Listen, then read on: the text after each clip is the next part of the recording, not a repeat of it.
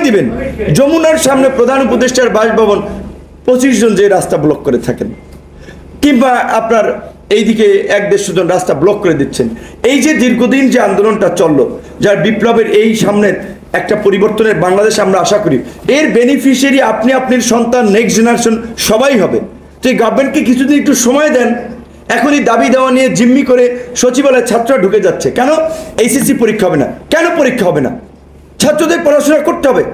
এখন school college খুলে গেছে, ছাত্রদের স্কুল কলেজে ফিরে যেতে হবে।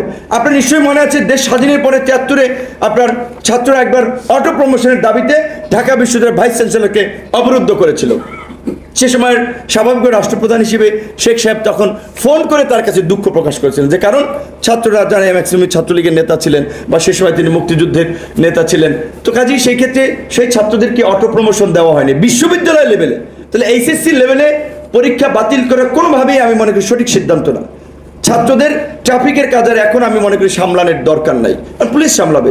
হ্যাঁ, ছাত্র তরুণদের, আন্দোলনকারী তরুণদের, তার যে একটা ভাইব্রেন্ট কমিউনিটি তৈরি হয়েছে, তারা রাষ্ট্রের পলিসি, তাদের এই তারুণ্যের জায়গা থেকে, তাদের মেধার জায়গা থেকে এখন তার পলিসি লেভেল, পলিসি নিয়ে ডিসকাস করতে পারে, বিভিন্ন স্টেক হোল্ডারদের সাথে মত বিনিময় করতে পারে, অর্থাৎ গভর্নমেন্টের কাজের প্রতি একটা নজরদারি করতে পারে, সেটা উত্তম সিদ্ধান্ত। কিন্তু আমি মনে করি না যে এখন ছাত্ররা হসপিটালে যে অভিযান চালাবে, আপনার কোনো অফিসে যে অভিযান চালাবে, আর রাস্তার ট্রাফিকের কাজ ছাত্ররা সামলাবে। এটা ছাত্রদের যথেষ্ট হয়েছে, ছাত্ররা করেছে, প্রয়োজনে জাতির প্রয়োজনে আবার ছাত্ররা নেমে আসবে। কিন্তু এখন ল অ্যান্ড অর্ডার স্বাভাবিক করে এই আইন শৃঙ্খলা পরিস্থিতি নিয়ন্ত্রণে আনতে হবে। সরকারের স্থিতিশীলতার জন্য রাজনৈতিক দল হিসেবে, নাগরিক হিসেবে আমরাও তাদেরকে সহযোগিতা করব। কিন্তু সরকারকে এই আন্দোলনকারী ছাত্র জনতা, রাজনৈতিক দলের ডেডিকেশন, পালস বুঝতে হবে। গত 15 বছর অনেক মানুষ কতটা নির্যাতন, নিপীড়ন করেছে, স্যাক্রিফাইস করেছে, তাদেরকেও মূল্যায়ন করতে হবে। ধন্যবাদ।